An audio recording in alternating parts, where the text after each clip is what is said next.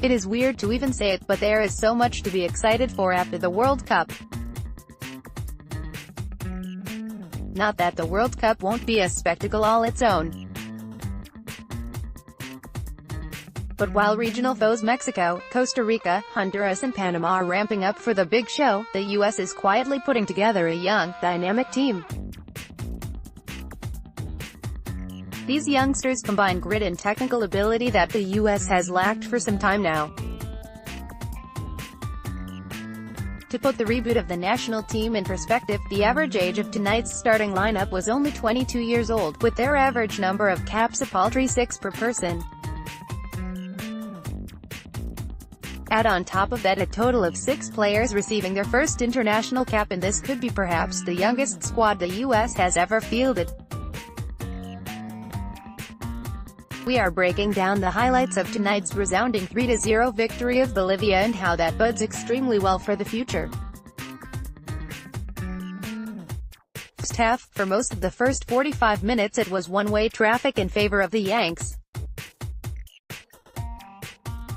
The U.S. continually applied pressure high up the field and possessed the ball for large swaths of time, while Bolivia struggled to connect more than a couple of passes together.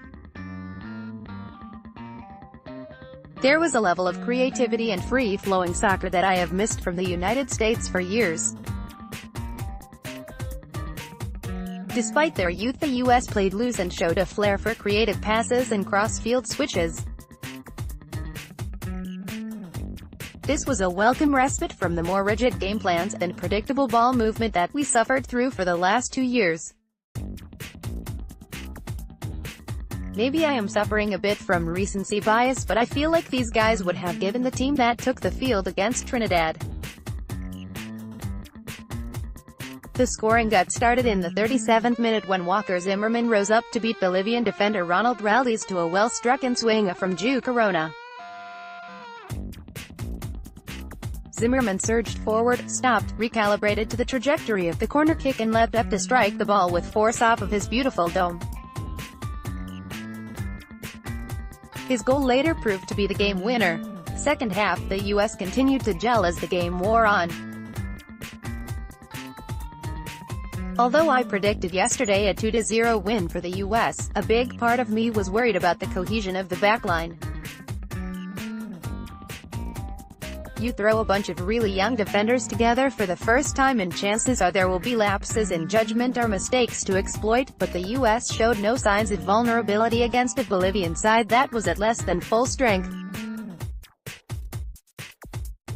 I wasn't aware of it at the time, but a handful of the South American nation's best players are still tied up in their domestic league playoffs, including the national team's coach. No, seriously, the team had to call in a substitute coach.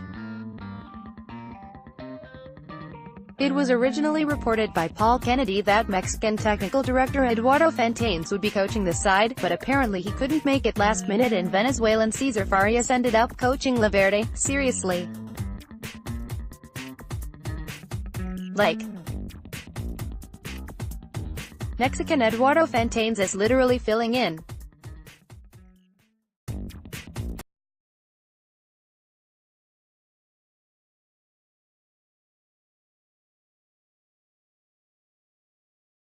They were outshot 23-5, and registered no shots on goal.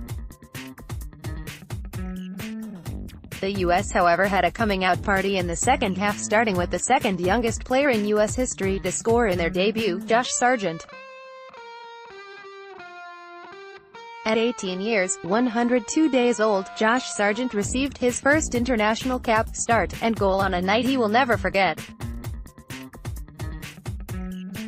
It was extremely opportunistic and showed Sargent's ability to turn nothing into something. Carlos Lam must have been taking notes from Liverpool keeper Loris Karius. In the 52nd minute he attempted to chip the ball up over Sargent to his right back, but Sargent had other plans. He calmly trapped the ball, turned to face the onrushing Lamp and slotted it home. Only 7 minutes later Tim Weah, son of 1995 World Player of the Year George Weah, scored his first international goal in only his second cap. Fast fact, Weah was the first player born in the 2000s to play for the U.S., Josh Sargent was the second. Did I mention we are going young? The reality is the quality of the opponent tonight was lacking, but even with that consideration Weah scored a goal that I couldn't score if I tried 10 times with no defense in front of me. Antonee Robinson, the Bolton Wanderers product, danced down the left flank with his defender in tow. He created enough separation to thread across to the top of the 6-yard box to a non-rushing Weah who expertly split the center-backs and half-volleyed the ball home. All 3 goals that were scored were firsts for Zimmerman, Sargent and Weah. Sargent's first goal came in his first cap, Weah's first goal came in his second cap, and Zimmerman's first goal came in his third cap. Mind blown. Along those same lines, both Corona and Robinson tallied their first ever assists. Alex Bono also recorded his first ever shutout in his first cap. There are a lot of firsts tonight. While there is a long road ahead for the national team as they prepare for Qatar 2022, it was so fun to see the youth movement shine tonight. Similar to RSL, we are seeing the youngsters blossom right before our eyes. It's like discovering a band before they became famous. You should be watching this team now, don't wait till they are lifting the Gold Cup and torching teams in World Cup qualification. The future looks extremely bright.